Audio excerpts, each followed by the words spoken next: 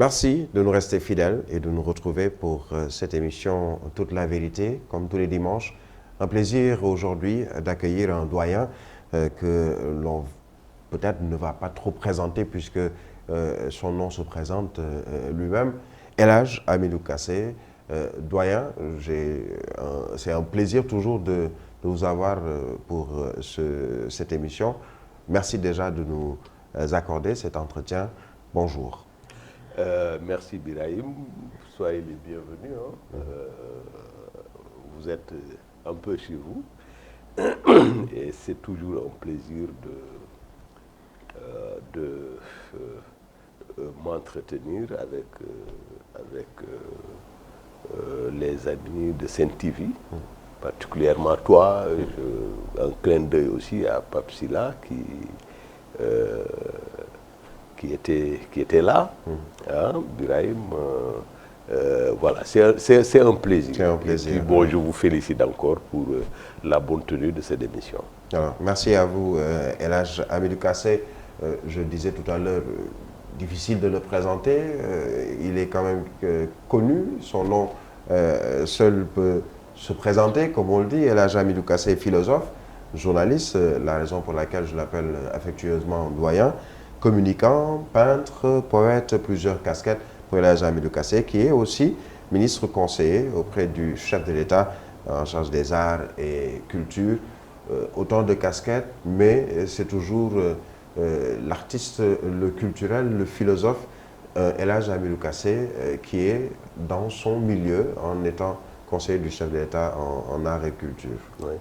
Oui, je me sens parfaitement dans mon espace, et je pense que ça a été une très bonne nouvelle de savoir que, une bonne nouvelle pour moi, de savoir que je vais intervenir dans un secteur qui m'est très cher au cœur. Notamment, voilà, c'est ma famille aussi, le secteur des arts et de la culture, en tant que conseiller.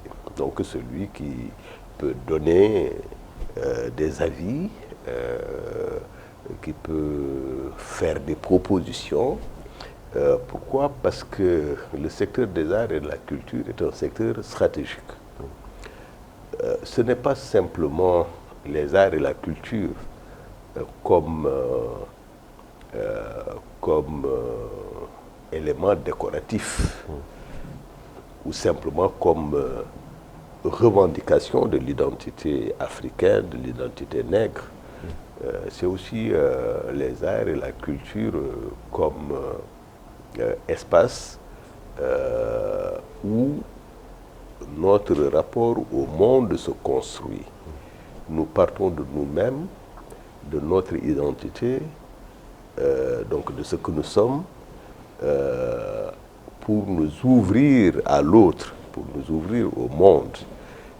Ça nous permet non seulement d'être à l'aise dans ce rapport à l'autre, parce que nous nous adossons sur quelque chose, nous avons un socle qui nous soutient.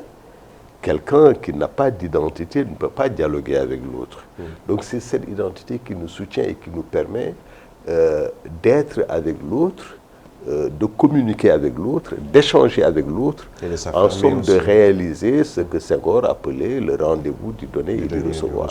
Voilà, nous ouvrir également tout en nous enracinant, ou nous enraciner tout en nous ouvrant, n'est-ce pas, au flux du monde. Mais l'autre aspect également, c'est que les arts et la culture sont devenus une industrie.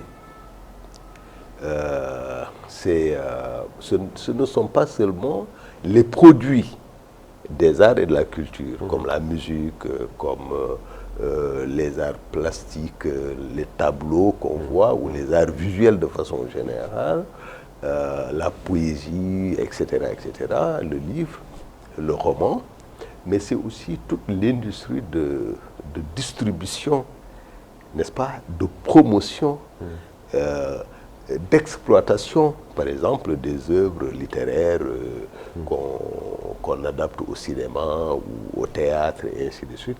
C'est donc tout ça, aussi bien les œuvres que les infrastructures ou les technologies de diffusion, c'est cela qui constitue les industries culturelles aujourd'hui, tout en y intégrant également les législations, les réglementations, les textes, ainsi de suite, les textes, etc. qui doivent accompagner à l'essor de la culture voilà. sénégalaise, de manière générale, africaine un peu plus Tout à fait. Et ici, nous avons une chance extraordinaire, c'est que le président Léopold Sédar Senghor avait posé les bases. D'abord, les bases conceptuelles, en proposant à l'Afrique et au monde le concept de négritude avec son ami Aimé Césaire. Même si ça a fait débat, puisque certains Oui, disent oui, que oui. Le tigre n'a pas besoin de crier sa tigritude. Est-ce que... Bon, ça c'était la boutade de Wole Soyinka. Après, Senghor et lui, d'ailleurs, ils se sont bien expliqués. Mais toujours est-il que la tentative de Senghor était de dire conceptuellement que la négritude, c'est l'ensemble des valeurs de la civilisation nègre. Et sur cette base, édifier une politique culturelle et une conception, ou alors une esthétique des différents genres. La poésie, les arts plastiques avec l'école de Dakar, l'école des arts de Dakar, le théâtre Daniel Sorano, les manufactures de Thiès, qui font dans la tapisserie, le musée dynamique, n'est-ce pas? Ça, ce sont des infrastructures où s'illustre la conception senghorienne des arts et de la culture. Alors, il a également créé des événements, comme le Festival mondial des arts nègres, qui, à chaque édition, devait révéler et illustrer ce que l'homme noir, l'Afrique et sa diaspora, ou ses diasporas, apportent à la civilisation de l'universel. Alors, les autres, président Diouf, président Wade, ils ont également eu des apports féconds, mais avec le président Sall, nous passons à un cran supérieur. Pourquoi? Parce que non seulement il poursuit et il accentue les acquis, n'est-ce pas, de ses prédécesseurs, mais également il ouvre à une nouvelle perspective en parlant de plus en plus d'une africanité forte et ouverte. L'africanité forte et ouverte va au-delà de la négritude. Pourquoi? Parce que l'africanité forte et ouverte s'adosse à la réalité mouvante du continent, n'est-ce pas? À toutes ces tendances aussi bien positives que négatives, pour justement montrer qu'il y a une nouvelle puissance qui est en train d'émerger. Et au plan culturel, l'Afrique est en train de montrer ce dont elle est capable. Et c'est pourquoi, d'une part, il y a d'importants projets que le président a dans ce domaine-là, notamment le hall des arts de Dakar, l'ancien palais de justice au Cap Manuel, va être transformé en un grand hall des arts de Dakar. Il y a également le projet de la bibliothèque nationale et des archives nationales. Ça va moderniser un peu notre rapport aux livres, aux documents de façon générale, mais aux archives, n'est-ce pas? Parce que ça va permettre au Sénégal de centraliser tout ce qu'il possède comme patrimoine culturel, mémoriel, etc., dans ces espaces-là. Mais faudrait-il déjà que l'on puisse encore un peu plus intéresser les Sénégalais, de manière générale, le Sénégalais lambda, justement, mais je pense que cette culture. Oui, mais je pense que cela ne soit pas une culture au rabais où c'est peut-être les nouvelles tendances de danse ou non, ça fait partie en fait. Entre autres. Ça fait partie. Bon, ça fait partie. Vous avez par exemple, à part ce que je viens de dire, qui relève de la culture des élites, il y a également ce qu'on appelle la culture de masse, comme le cinéma. Le président vient de multiplier par 2 le fonds affecté au cinéma et à l'audiovisuel. Le fonds d'appui à la production cinématographique et audiovisuelle, le FOPICA. Il a également augmenté sensiblement le fonds dédié aux livres, qui était de 600 millions et qui est à 1 milliard aujourd'hui. Il a également développé le fonds qu'il avait créé, le fonds d'appui au développement des cultures urbaines, qui était de 300 millions. Aujourd'hui, je crois, on tourne autour de 1 milliard, n'est-ce pas, etc., etc. Quand on parle de culture urbaine, peut-être pour certains qui ne sont pas, qui sont novices plutôt, il s'agit justement de tout ce qui tourne autour du monde du rap, par exemple. Bon, il y a le tag, entre autres. Très bien. Activités culturelles. Il y a d'autres expressions de la culture urbaine, dans le domaine musical, etc. Voilà. Alors, donc, mais on prête attention aussi à ce qui se développe actuellement. Le Sénégal n'a jamais connu un développement aussi intense, un essor aussi intense du téléfilm local. Aujourd'hui, les Sénégalais... c'est bon et mauvais point. On reviendra sûrement vous savez... Il y a un débat autour de ce... La culture de masse, obéit à une logique d'affect. Les émotions, les affects, le sensationnel, etc. Mais ça, c'est au fur et à mesure que ce qui se fait à ce niveau s'adapte progressivement pour prendre aussi en compte la sensibilité ou les sensibilités des gens. C'est nécessaire que ça provoque des polémiques, mais je ne crois pas que ce soit tellement scandaleux. En parlant de cette polémique, êtes-vous, El-Hadj Kassé, pour ou contre la censure, justement, dans ces productions de plus en plus que l'on voit, de téléfilms, entre autres, et qui créent justement polémique très souvent? En fait, il y a 2 niveaux. Je parle à l'artiste, là. Oui. Bon, en tant qu'artiste, vous comprenez bien que je sois absolument contre la censure. Absolument. Mais l'artiste également fait face à un tribunal qui est extrêmement important. C'est le tribunal de sa conscience. Parce que c'est ce tribunal qui dit à l'artiste: voilà les limites. Voilà les limites. Pas de l'inspiration, mais de ce que tu peux exprimer dans l'espace public. Et qui, selon les formes de conscience ambiante dans la société, peut être reçu à des niveaux différents. Voilà, à des niveaux différents. Et donc c'est à l'artiste de s'imposer cette rigueur discernante, disons, une rigueur discernante.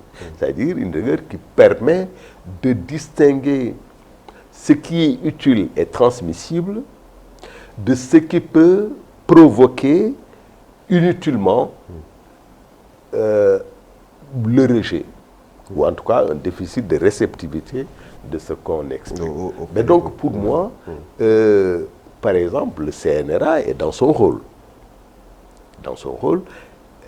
Parce que la régulation, c'est une quête d'équilibre. Une quête d'équilibre, c'est-à-dire comment des intérêts divers ou des perceptions diverses peuvent trouver un espace d'expression dans un espace harmonieux. Dans un cadre harmonieux. Et donc, je pense que le CNRA est dans son rôle. Le CNRA doit être renforcé et encouragé, mais c'est surtout au niveau des artistes, au niveau des producteurs, que nous devons faire preuve de cette rigueur. Avec un effort à faire sur ce plan-là. Alors, il y a justement ce projet de loi relatif au statut de l'artiste et des professionnels de la culture. Cela arrive à bon port. En tout cas, c'est un projet qui aujourd'hui est actuel et qui va peut-être pouvoir réglementer plus ou moins le secteur de la culture de manière générale. Oui, c'est ça. C'est-à-dire l'espace ouvert du développement de la culture et des arts dans notre pays, en tout cas au regard de ce que nous faisons depuis 2012,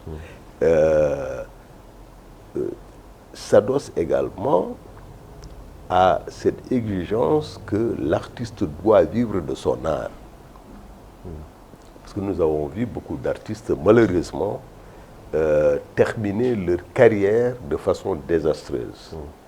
Il est question de dire que l'art n'est pas seulement un produit symbolique, axiologique au sens de la valeur, mais que c'est également un produit, entre guillemets, marchand.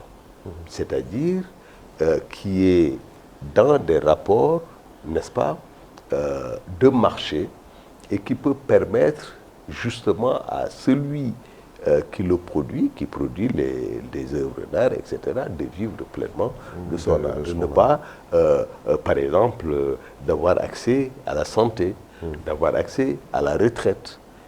Je sais qu'il y a non seulement ce cadre réglementaire du statut de l'artiste, il y a également les amis de l'AMS, l'Association des métiers de la musique, etc., qui travaillent également sur des aspects extrêmement importants comme la possibilité d'avoir droit à la retraite, etc. Une invitation. Exactement.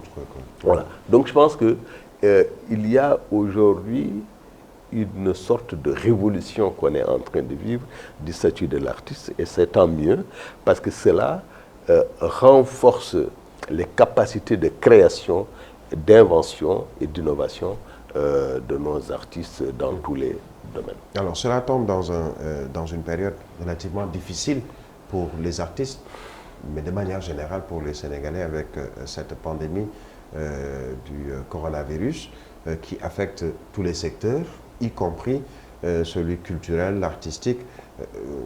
Quelle est aujourd'hui la situation du point de vue global de ces difficultés, si on prend plutôt le monde artistique, culturel dans lequel vous évoluez aujourd'hui? Ouais.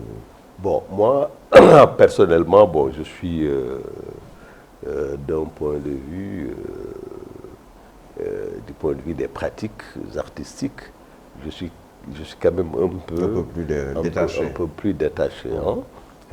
D'autant plus que je suis plutôt pour le moment dans le domaine de l'écriture, de la poésie. J'étais dans l'apprentissage de la peinture, mais j'avoue que depuis quelque temps, je ne m'y suis pas mis en dehors de mes premiers tableaux.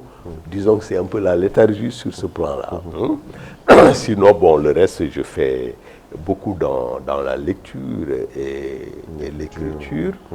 Alors, mais pour ce qui est maintenant du secteur de façon générale, c'est vrai qu'il est affecté, mais comme tous les secteurs.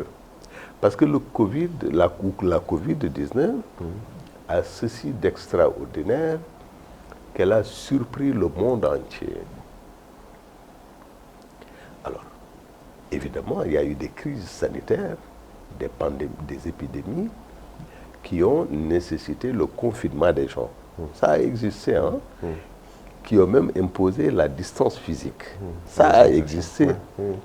Mais cette crise sanitaire, elle est inédite dans ses formes, mais également dans ses manifestations. Pourquoi? Parce que c'est des modes de contamination extrêmement rapides, premièrement. Deuxièmement, ça a fait très rapidement le tour du monde.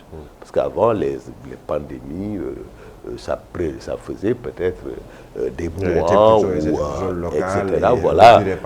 Voilà, avant que ça n'aille. 6 mois, par exemple, de pandémie. Avant que ça n'aille dans d'autres pays, ça faisait un temps énorme. Mais là, c'est très, très, très, très rapide. Et enfin, on ne connaît pas, on n'a pas de remède. N'est-ce pas? On n'a pas de remède, on a juste quelques solutions, n'est-ce pas, pour parer à la maladie. Et c'est venu, ça a touché tous les secteurs, économiques, même politiques, culturels, oui. Et même religieux. Parce que, par exemple, il y a un grand événement musulman, c'est le pèlerinage à la Mecque, qui a été réduit à sa plus simple expression. L'Église, il faut saluer véritablement l'Église et les responsables de l'Église, mais qui a été très tranché, qui a dit stop, on va arrêter tout, le temps que cette pandémie nous dise des choses beaucoup plus claires, parce qu'il n'y a rien de clair aujourd'hui. Alors, il y a également des responsables religieux musulmans qui ont fait preuve de preuve de responsabilité, n'est-ce pas, dans la gestion de cette pandémie-là. Et donc, le secteur culturel n'a pas échappé au désastre causé par la pandémie. Et c'est dans le cadre global de l'appui aux stratégies de résilience que le secteur culturel a été également pris en charge.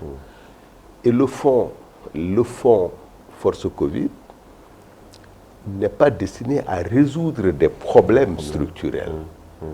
Ce sont des fonds qui illustrent la solidarité nationale. Pour juste accompagner. Et que l'État, de trouver d'autres solutions alternatives. Très bien. Est-ce que justement, ce n'est pas le moment d'aller avec, on le sait, le numérique, les nouvelles technologies de l'information et de la communication, à diversifier cette culture, diversifier le rôle des artistes culturels, poètes, peintres, entre autres, pour aller vers peut-être des lendemains meilleurs, si l'on sait que tout ne peut pas se faire sur un tableau tout de suite et que nous. Non, je pense que les nouvelles technologies, notamment le numérique, c'est deux choses. La première chose, c'est l'appui à la création, à la créativité, à l'innovation. C'est-à-dire, nous disposons de nouveaux instruments qui nous aident à créer, à mieux encadrer nos inspirations pour mettre dans la matière nos aspirations. Voilà, si j'ai pu m'exprimer de cette manière-là. Ça, c'est un aspect. L'autre aspect, c'est la diffusion et la distribution, y compris, quand je le dis, la commercialisation. C'est-à-dire, l'outil numérique aujourd'hui nous permet de positionner nos produits, non pas seulement dans le marché immédiat, mais dans le marché mondial, sous réserve d'avoir de bonnes stratégies de positionnement et de visibilité. Parce que ça, c'est extrêmement important. Ce n'est pas parce qu'on a mis nos produits dans des plateformes comme Deezer, comme YouTube, etc., qu'on est immédiatement visible. Non, il y a des stratégies de visibilité pour justement mieux positionner nos produits et mieux les vendre. Mais ça demande beaucoup d'ingéniosité, ça demande beaucoup de professionnalisme, ça demande beaucoup de talent que justement les acteurs doivent développer pour mieux soutenir l'expansion, l'essor de nos arts et cultures ici même et à travers le monde. Alors le Sénégal, peut-être très rapidement, en une minute, avant d'aller vers la pause, est un pays éminemment culturel de Senghor à aujourd'hui. Si je devais poser une question à El Hadj Kassé, comment se porte la culture sénégalaise au plan d'abord africain et au plan mondial, très très rapidement? Bon, moi je pense honnêtement que nous n'avons pas à rougir aujourd'hui de notre position. Vous avez dans tous les domaines de l'art des têtes de pont qui sont mondialement connues. Alors, vous avez dans le domaine, par exemple, de la peinture, de grands noms, comme les Pape Ndiaye, les Pape Ibra Kane, Tal plutôt. Vous avez certaines générations comme celle de El Hadj Sy. Vous avez des peintres comme Souleymane Keita. Vous avez des peintres comme Khalidou Kassé, qui sont très bien positionnés. Bon, il y a toujours des écueils, mais disons quand même qu'ils se battent véritablement sur le plan international. Dans le domaine de la musique, vous avez des têtes de pont, c'est des stars mondiales. Vous avez les Youssou N'Dour, les Baaba Maal, les Thione Seck, les Ismaël Lô, les Omar Pène, des plus jeunes comme Wally Seck, Didier Awadi, Daradji, etc., etc.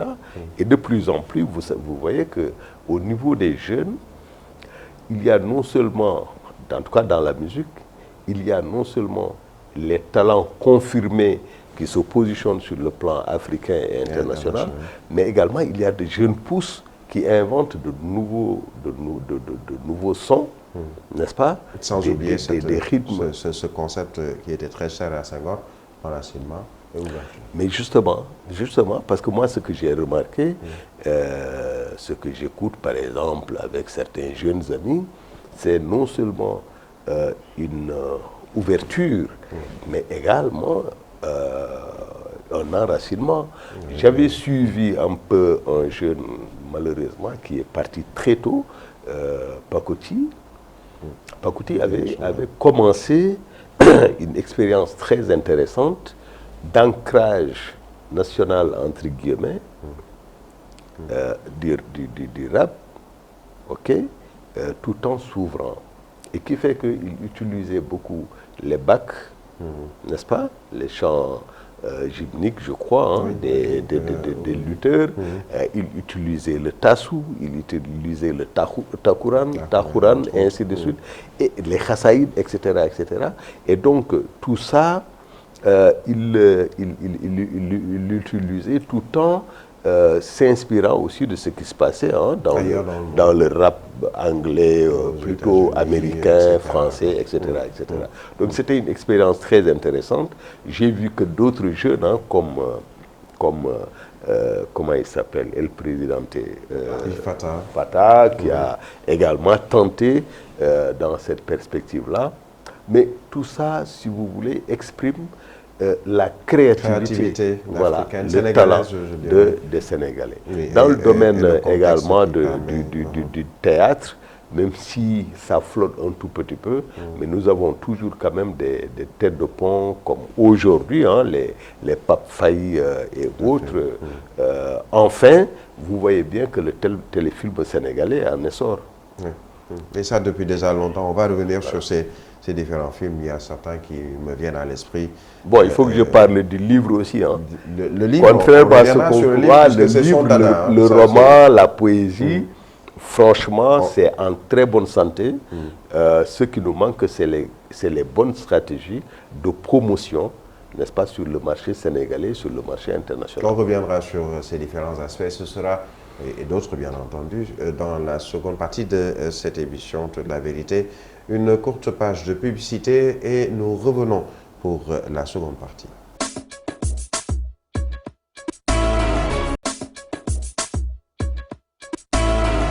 Alors, merci de nous retrouver pour la seconde partie de votre émission Toute la vérité, toujours avec notre doyen, El Hadj Hamidou Kassé, je le rappelle, conseiller auprès du chef de l'État des Arts et Culture, philosophe, journaliste, communicant, peintre, poète. Nous allons revenir sur l'écriture, puisque c'est votre dada, comme on peut l'appeler ainsi. Tout à l'heure, on parlait justement de l'essor culturel, artistique au Sénégal à travers le monde. Le livre n'est pas en reste, l'écriture n'est pas en reste aujourd'hui. Tout à fait. Tout à fait. Il y a énormément de livres qui sortent au Sénégal par de grandes maisons d'édition, mais également par des maisons d'édition moyennes et par de petites maisons d'édition, sans compter ce qu'on appelle le compte d'auteur. Des gens qui écrivent et qui publient eux-mêmes leurs livres. Maintenant, ce qui manque, c'est, à mon avis, deux choses. Un bon réseau de distribution nationale et internationale. Vous y travaillez Oui. Pour moi, personnellement, c'est quelque chose qui m'intéresse énormément et sur lequel je travaille. Alors, l'autre chose, c'est la promotion. les Sénégalais ne sont pas au courant de ce qui sort. En tout cas, la grande majorité des Sénégalais. Quand un livre sort, on fait une séance de dédicace, ça s'arrête là. Et encore, il y a beaucoup de livres qui sortent et qui ne bénéficient pas de cet espace de visibilité qu'est la séance de dédicace. Or, la vérité, c'est que le roman, même la poésie, la nouvelle, le théâtre intéressent les Sénégalais. Ce que vous voyez dans les téléfilms, c'est de l'écrit d'abord. Bien sûr. C'est des histoires, c'est des récits, n'est-ce pas, qui sont scénarisés et adaptés. Adaptés à l'outil audiovisuel pour permettre au maximum de personnes de regarder. Mais n'y a-t-il pas un effort à faire justement par rapport à cette adaptation et surtout à cette appropriation du Sénégalais par rapport à ses livres, ses poèmes? On sait que par exemple certains, peut-être qui nous suivent, ont appris Mariama Ba à l'école ou d'autres auteurs sénégalais. Une si longue lettre, pratiquement tout le monde s'en souvient. Le mandat écrit d'abord avant d'être scénarisé et porté à l'écran. Est-ce qu'aujourd'hui, dans nos écoles, dans l'enseignement de manière générale, il n'y a pas à revoir pour justement permettre à ces auteurs sénégalais d'être mieux connus par les élèves, peut-être même entre les classes de terminale ou les classes d'examen à l'université, au lieu de nous bassiner, entre guillemets, d'écrits qui viennent de l'Occident et peut-être qui n'ont pas un réel apport pour l'éducation nationale. Bon, là-dessus, il faut peut-être nuancer un tout petit peu. En matière de littérature, de poésie, nous avons besoin de toutes les sources d'inspiration. Nous avons besoin de l'expérience humaine. Et cette expérience humaine, elle ne se limite pas au Sénégal ou en Afrique, elle est universelle. La belle phrase de Proust ne concerne pas que les Occidentaux. Elle concerne aussi celui qui aime la belle phrase.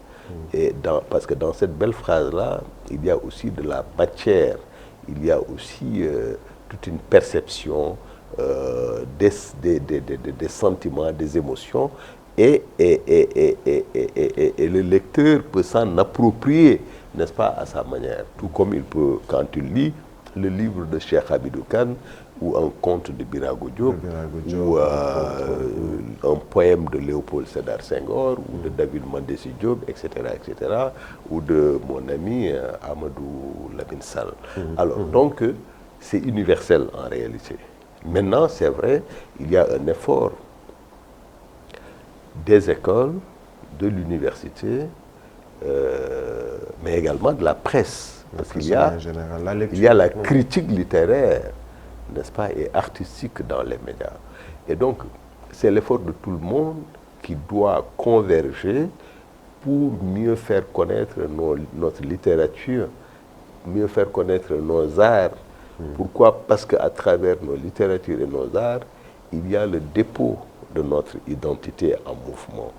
Et on voit des personnes de plus en plus jeunes s'intéressent justement à la culture, à la poésie, à la lecture, plutôt à l'écriture au Sénégal, ce qui est une bonne chose en tout cas pour l'essor de la culture. Nous n'allons pas limiter cette émission à la culture, c'est un sujet qui est très intéressant, on pourrait en parler plusieurs heures. On parlait tout à l'heure du coronavirus, la Covid-19, un peu plus de 4000 patients en tout cas jusqu'au vendredi sous traitement dans les différentes structures de santé au Sénégal. 249 décès comptabilisés, des cas communautaires qui explosent, des mesures barrières foulées aux pieds. Que se passe-t-il au Sénégal? Vous le disiez tout à l'heure, il s'agit d'une pandémie mondiale. Le chef de l'État parlait d'une guerre qui sera très longue, mais apparemment, cette guerre, on est en train de s'enliser du fait du comportement ou des comportements de tout un chacun. Oui, bon, il faut d'abord... il faut quand même se féliciter de quelque chose. Depuis les dernières mesures prises par le président, il y a une sorte de sursaut. Dans la rue, vous voyez bien que les gens portent le masque.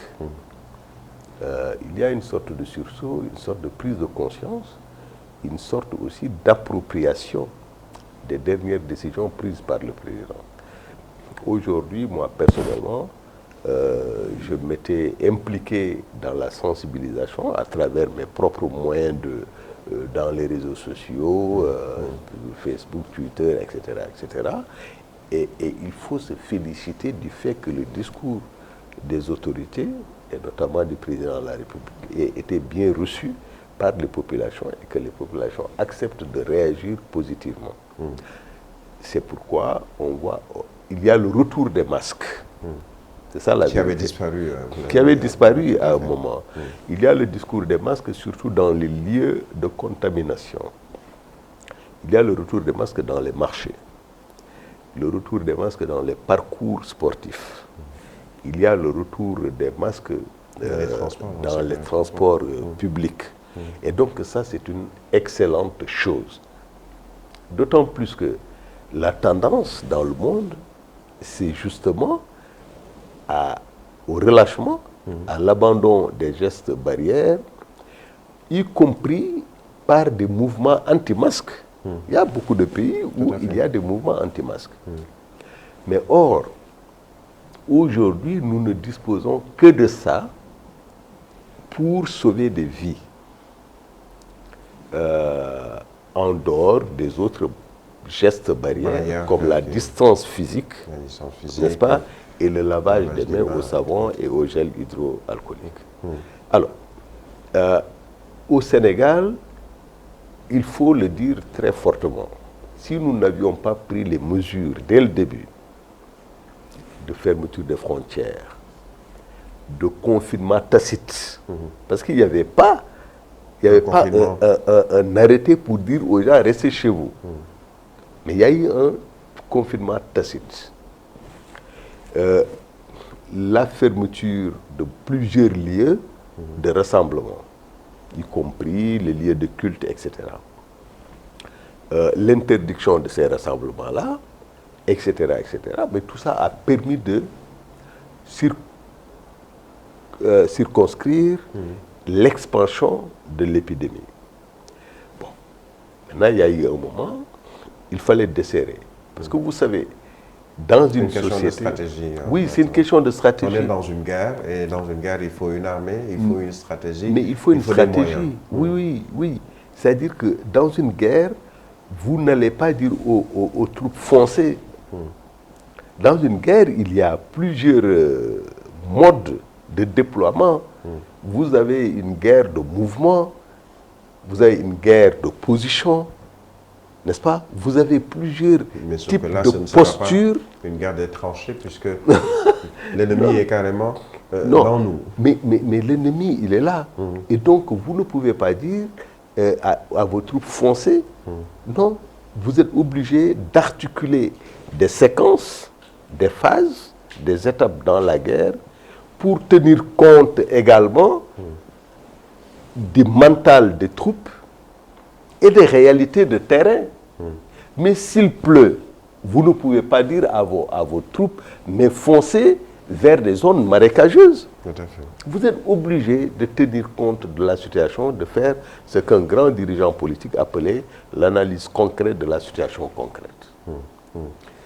Ensuite, mais nous sommes dans une société qui a besoin d'équilibre. Et qui a ses réalités. Et qui fait que l'État a beau être puissant, monopole de la violence, dépositaire de la force publique, mais l'État est obligé de négocier des virages pour sauvegarder les équilibres fondamentaux de la société. Est-ce que c'est dans ce cadre de négociation, El Hadj Kassé, qu'aujourd'hui, par exemple, certains demandent au chef de l'État de se rendre dans les différents foyers religieux pour justement tenter de négocier une sortie de cette situation? Oui, mais Birahim, il ne faut pas quand même que les gens s'attendent à ce que le président de la République crie sur tous les toits qu'il est en train de faire ça, ou ça, avec des confréries religieuses ou des confessions religieuses, etc. Ce n'est pas comme ça qu'on gère un État et des équilibres dans une société. Le chef de l'État est parfaitement conscient de la situation sur tous les fronts. Parce que c'est toi qui utilisais la métaphore de la guerre. Il est conscient de ce qui se passe dans tous les fronts. Et donc, en fonction de ce niveau de connaissance et d'information, il développe des stratégies. Maintenant, faisons-lui confiance dans non seulement la définition de ces stratégies, mais dans leur mise en œuvre. Ce que je veux simplement dire, j'ai entendu quelques amis qui sont de... Voilà, je suis même très prétentieux d'objecter ou de faire une objection à ce qu'ils disent. Je suis peut-être trop petit pour ça, mais quand même, je suis désolé, il y a certains qui disent, oui, l'État doit exercer sa force, interdire, bon, ainsi de suite. Par exemple, le Magal, c'est le mot que... Oui, par exemple, peut-être, oui. Mais ce n'est pas comme ça que ça se passe. Ce ne sera pas l'État. Une société ne se réduit pas à un rapport de force. Une société ne se réduit pas à un rapport de force. Parce que pendant que la personne le dit, elle est elle-même confrontée à des contraintes. C'est-à-dire, il y a des choses qu'elle ne peut pas faire, y compris chez elle et dans sa communauté. Moi, je peux avoir la conviction qu'il faut faire ça. Mais si je devais me l'appliquer moi-même, chez moi, avec mes enfants, mon épouse et consorts, je ne peux pas. Et même à ce niveau, il y a des choses qu'il faut négocier. Finalement.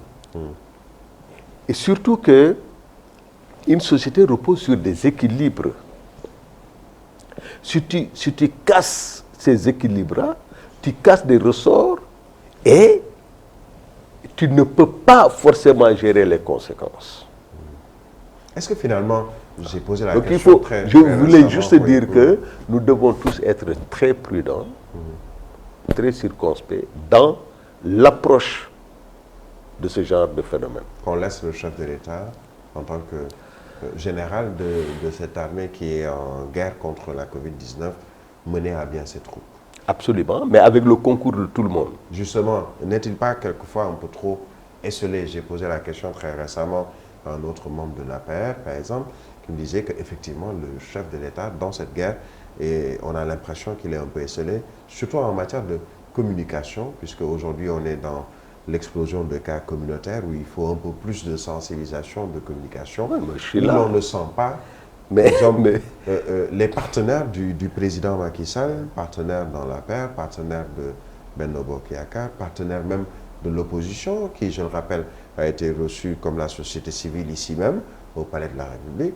On ne les sent plus depuis un certain temps sur le terrain, justement, pour aider à la sensibilisation, entre autres. Bon, moi, je sais qu'il y a beaucoup de jeunes de notre parti, beaucoup de femmes de notre parti, qui sont sur le terrain, qui font de la sensibilisation, qui, selon leurs moyens, distribuent des matériels de prévention et de protection, qui vont dans les familles, informer, sensibiliser, discuter avec les gens, échanger pour les amener à des pratiques favorables à la lutte contre le coronavirus, le nouveau coronavirus. Non, il n'est pas ça existe.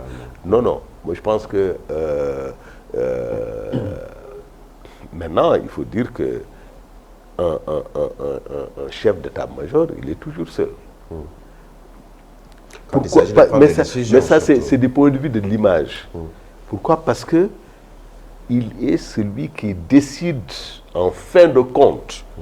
Et c'est parce qu'il a le monopole de la décision que la métaphore de la solitude s'applique à lui.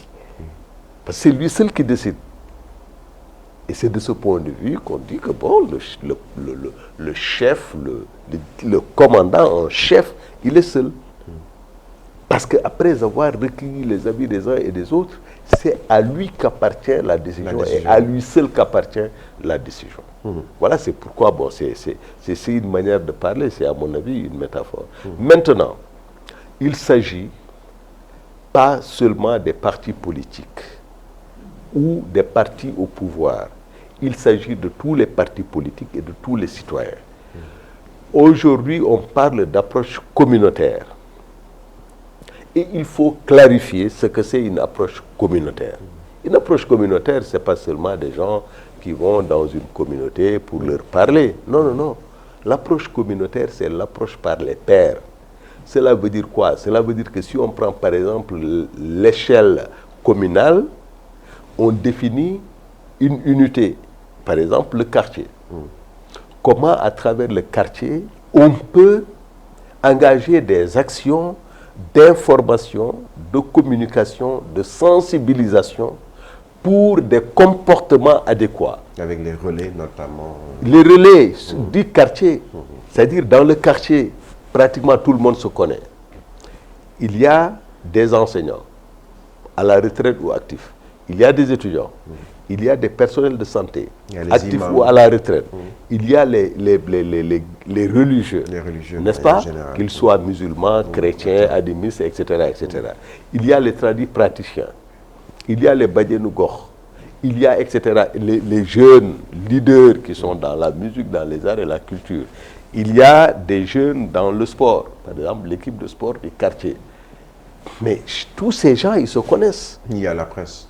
Oui, il y a des journalistes et ainsi de suite qui peuvent prêter leur service. Donc ces acteurs-là qui se connaissent doivent dialoguer entre eux. Pourquoi? Parce que moi, j'ai tendance à avoir confiance en celui que je connais, moins qu'en celui que je ne connais pas. Mon voisin est un vecteur d'influence essentiel. La perception que vous avez de son propos exactement. est différente plutôt de celle d'un autre. Dans le quartier, il y a également ce qu'on appelle des espaces de communication. C'est les grandes places, c'est les regroupements des femmes pour le Mbouataï, c'est l'équipe de football, c'est etc., etc. Il y a également des supports de communication. Aujourd'hui, vous trouvez des WhatsApp de famille, y compris qui s'étendent jusque dans la diaspora. Vous trouvez des WhatsApp entre amis, vous trouvez des WhatsApp entre jeunes appartenant à un même parti politique. Mais ce sont toutes ces formes qui doivent être mobilisées dans ce qu'on appelle l'approche communautaire. L'approche par les pairs, c'est-à-dire les pairs doivent se parler entre eux pour accroître l'influence, parce que simplement, celui que tu connais, en qui tu as confiance, avec qui tu es tous les jours, a plus de chances de t'influencer qu'un El Hadj Kassé qui vient de l'extérieur. Et donc, si on le fait dans toutes les communes du Sénégal, dans tous les quartiers du Sénégal, il est évident que nous allons justement vers l'endiguement de cette épidémie-là. Et il y a aussi également de meilleures structures ou plateaux techniques sur le plan sanitaire, un effort qui est également attendu. 64 milliards ont été insufflés, 64,400 milliards pour justement aider les structures de santé à faire face à cette pandémie. Peut mieux faire. Oui, mais attention, je pense que cette épidémie nous a surpris, mais des efforts colossaux ont été faits, et ça c'est du factuel, hein, ont été faits dans le renforcement du plateau technique. D'abord, au début, si vous avez bien remarqué, les gens, ils venaient à Fann. C'était le centre de traitement. Ensuite, on a mis les hôpitaux à niveau. Et donc, les centres d'isolement et de traitement se sont multipliés. N'est-ce pas? Dans différentes régions aussi. Voilà. Je ne connais pas les chiffres, mais on n'avait pas suffisamment de lits pour les réanimations. Mais aujourd'hui, ça a été multiplié. Il y avait également comment on appelle ça, le matériel pour la réanimation, les respirateurs, etc. Ça également, ça a été fortement renforcé. Qui fait qu'on touche du bois, Dieu merci, jusqu'ici, nos hôpitaux arrivent à contenir le nombre de malades. Mais il y a un mais. Mais il y a un mais. Et c'est là où la responsabilité de chacun d'entre nous est engagée. Le mais, c'est que on peut être submergé et finalement débordé par le rush des malades. Alors, Et c'est pourquoi il faut faire attention. Faire attention aujourd'hui, c'est renforcer la vigilance, renforcer la prudence en adoptant les gestes barrières, parce que c'est ça uniquement que nous avons comme moyen de défense, de protection. Alors, j'espère que le message est compris. C'est un message que nous véhiculons tous les jours avec nos invités dans les différents plateaux. Vous l'avez dit, avec les différentes formes de communication, WhatsApp, Facebook, vous-même, vous êtes dans cette sensibilisation. Alors, El Hadj Hamidou Kassé, nous allons sortir du Sénégal pour aller vers l'étranger avec la situation politique assez tendue, pour ne pas dire crispée ou crispante, en Côte d'Ivoire, au Mali, des difficultés, des morts déjà en Côte d'Ivoire, 4 en l'espace d'une journée à cause de manifestations, un syndrome qui, selon certains, est en train de revenir après des années de conflit. On a vite fait aujourd'hui de revenir sur cette question du 3e mandat, à l'origine justement de ces troubles dans la sous-région. Qu'est-ce que cela vous assure, vous, journalistes, observateurs aussi, de la chose politique et sur le plan international? Oui, vous savez, c'est vrai que je suis, enfin, tout ça, hein, journaliste, observateur, etc. Mais n'oubliez pas aussi que je suis dans un État et personnellement, par la connaissance que j'ai de notre sous-région, je sais que j'ai pratiqué tous ces pays-là. Je suis allé en tant que reporter. La première crise, c'est moi qui l'avais couverte en Côte d'Ivoire, en 2000. En 2000. En Côte d'Ivoire. 2001, 2002. Oui. Je crois que c'était en 2000. En 2000, puisqu'il y a eu les accords de Dakar. Oui, c'est moi qui avais couvert les élections. Et puis ça a, voilà, abouti à ce que ça a abouti. Finalement, c'est Gbagbo qui était au pouvoir, etc., etc. Bon. Et puis il y a eu la crise, je suis allé après. Le Mali, je connais très bien, hein, pour avoir commencé à fréquenter ce pays depuis 1991, mais de façon plus assidue à partir de 2002. Je connais le Niger, je connais la Guinée, je connais la Mauritanie, etc., le Burkina Faso, et ainsi de suite. Je connais tous ces pays-là. Je pense que nous tous, quelle que soit notre sensibilité, nous devons de façon ferme appeler au calme, privilégier partout la voie de la négociation. Il faut savoir négocier les virages. Le dialogue. Ça peut vous étonner de la part de quelqu'un qui a pensé pendant des décennies que la politique était de l'ordre de l'antagonisme. Parce que nous, notre génération et nos aînés, nous étions dans des mouvements politiques qui pensaient justement que la politique relève de l'antagonisme. Mais on a vu où ça a mené.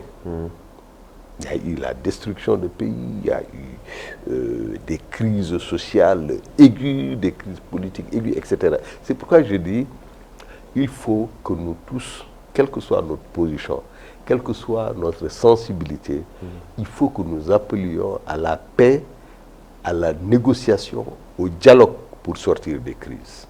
Et il faudrait peut-être ne pas amener ces crises ou aller vers ces crises en respectant la Constitution. C'est ce qui aujourd'hui est à l'origine de la crise au Mali, en Côte d'Ivoire, avec justement ce 3e mandat qui dérange et qui fâche. Non, oui, mais vous savez,